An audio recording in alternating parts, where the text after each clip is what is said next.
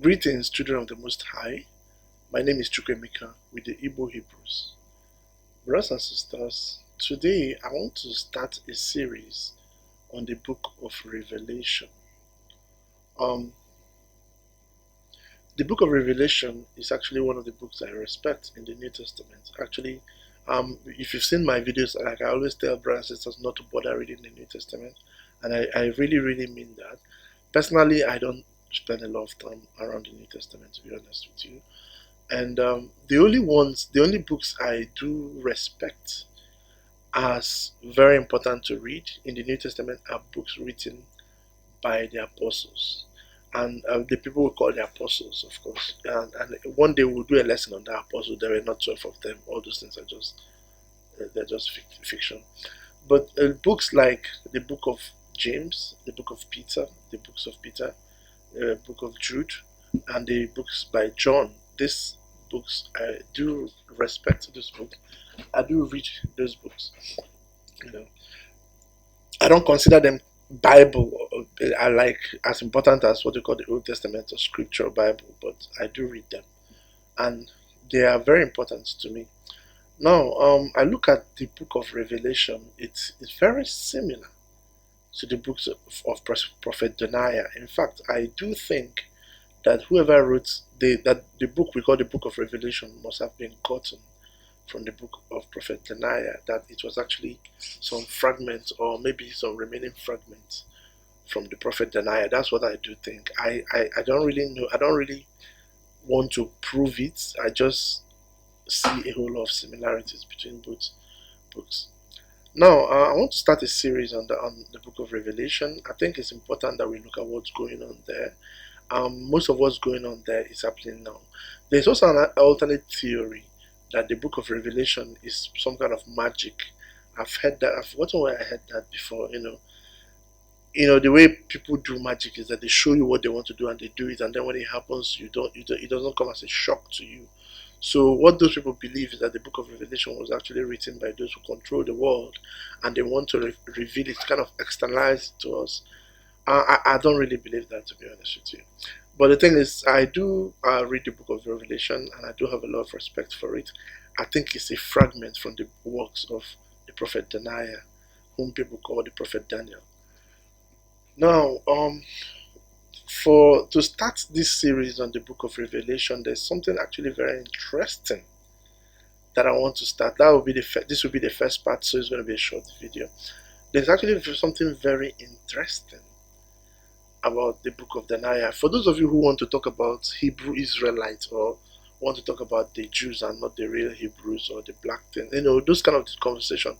The part of the book of Revelation they quote the most is the book of Revelation chapter 2. So there's something interesting I saw in that book of Revelation. I just want to throw it out as the first part in this series, and so that people, brothers and sisters will see it. If you go to the book of Revelation chapter 2, let's read the book of Revelation chapter 2 from verse 8. It says, "And unto the angel of the church in Smyrna he wrote, Write these things, said the first and the last, which was dead and is alive." So the book is talking about, the angel was telling, well, in this Christ, it said that the Most High was telling the Apostle John to write these things about the church in a town called Smyrna. He said, "And unto the church in Smyrna write, this thing says the first and the last, which was dead and is alive. I know thy works and tribulation and poverty, but thou art rich.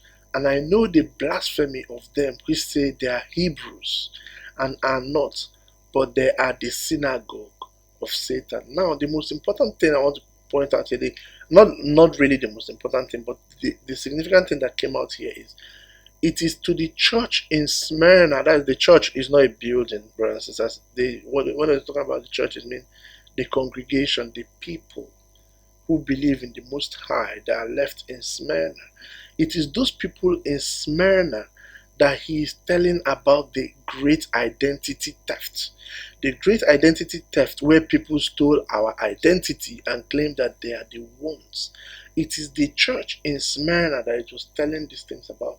Remember, a lot of churches, a lot of people were prophet. Well, he was told to write about a lot of churches. For instance, the church of Ephesus, the church in Corinth, and all those ones. In fact, the book of Revelation, chapter 1 and chapter 2, talks about different churches. But it was the one in Smyrna that it talks about the identity theft. Now, brothers and sisters, let me take you to the book of Olaudah Ekwonu, and let's see what he has to say about that city, Smyrna. Smyrna is an ancient city in Turkey. So let's see what Brother Olaudah Ekwonu, for those of you who don't know, Olaudah Ekwonu is an Igbo man. He's a Hebrew. He was sold to slavery, and the Most High preserved him. He stayed in the annals of history, and he wrote about our culture. He is the first account that we are truly the children of the Most High. The biblical account is about our tradition. He was the first person that put it in writing. Now, this is what he said in this version of the book, which I am holding here. On page 165, he talks about his journey to Smyrna.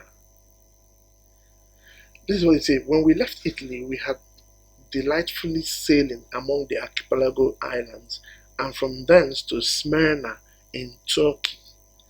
This is a very ancient city. Brothers, pay attention to what he wrote about Smyrna. When he was writing this thing, he didn't know that it might have to relate to himself, but he wrote it based on his experience. And like I said, if you read this book, you find that the Most High preserved him unwittingly, unknowingly to him, to preserve our culture for his people. He said, this is a very ancient city. The houses are built of stone, and most of them have graves adjoining to them, so that they sometimes present the appearance of churchyards. Provisions are very plentiful in the city, and a good wine, less than a penny, a pint. Okay, there are a whole lot of things he said.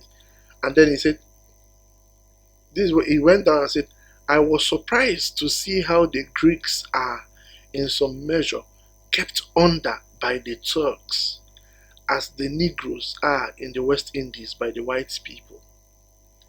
The less refined Greeks, as I had already hinted, dance here in the same manner as we do in my nation. Brothers and sisters, let me explain. Olaudah Ekwonu went to Smyrna in Turkey, and there he noticed that this is an ancient city, okay? And in that city, he saw that the Greeks and the Turks lived together. However, the Greeks were subservient to the Turks. The Turks were a conquering force. If you remember, the Turks, or the Ottoman, that is the Muslims, or the Ottoman, they are a conquering force. After the biblical religion, or what they call Christianity, early Christianity has been basically minimized in Turkey. The Turks were a conquering force in that part of the world. But the Greeks who remained in that part of the world were kept subservient by them. Okay?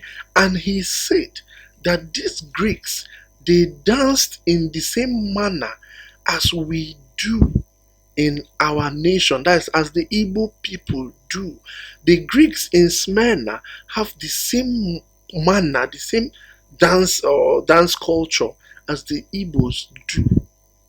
What does that tell you? Now, I don't know what it tells you, brothers and sisters, but this is what it tells me. It tells me that when our nation was destroyed in the Middle East and the majority of us ran to Africa, there were some of us who were left in the Middle East or maybe captured by the Greeks and the Romans. Like I said, the Romans and the Greeks are mostly the same people. They are the same people, basically. If you read the book of Joshua, they are from the same line. Okay? Now, there are some of us who were left and captured by the Romans and the Greeks, and some of us stayed behind. And so the Greeks learned our culture. It is our people that stayed behind. They obviously witnessed Europeans steal our identity. That's why the Bible was telling them in the book of Revelation that I know this identity theft. I know these people who are claiming to be you, but they are not. It is these people who are left, these our brothers and sisters that were left behind in Smyrna. These are the people that the Bible was telling about the identity theft. And the Greeks there learned the culture of our people. If you even read the book of Maccabees, you will see that there was a lot of Hellenistic cultures going on. Our people were being Hellenized. We were learning the culture of the Greeks, and the Greeks were also learning like our culture. The Greeks were paying homage to our temple and our priests, our Levites. These are all chronicled in the book of Maccabees, first and second Maccabees. Now Olaodequano even witnessed it, and he saw that the Greeks, who are the ancient Greeks living in this ancient city of Smyrna, they have the same dance style as the Igbo people in Africa, and he wrote it down.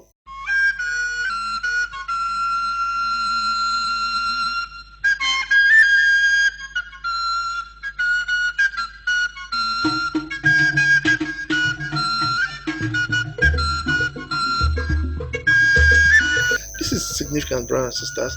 It kind of comes together. Everything kind of all these things kind of tend to come together.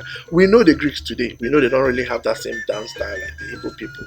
But the ones in as at the time Olao that was writing it, they have that. That's because the Igbos were there. This is another proof. This is a circumstantial proof, of course, but it's a proof that the Igbos at some point were there to teach these people, that these people had to learn the kind of dance style that our people used to dance.